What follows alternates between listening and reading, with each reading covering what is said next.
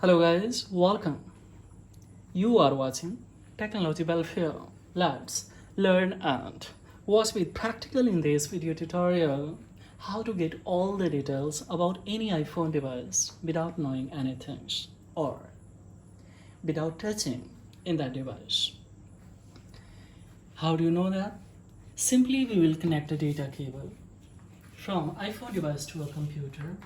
So now I have a connected. See, this device has notified here. Now see that it's connected. Now simply I will open a 3U tool here to read out everything. Yes, we will click on here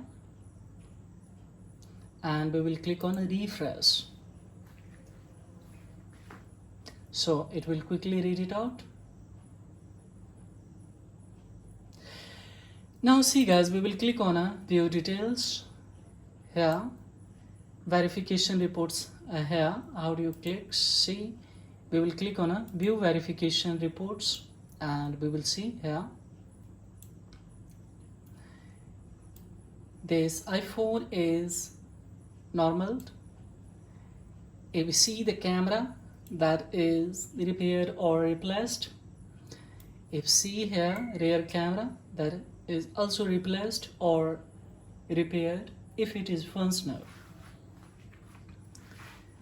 and if we see a screen serial number that is here, of course that has been manufactured by Toshiba, and if we see production date, of course 2014, warranty, if we see situation of it, it's expired, and battery life is a 51%.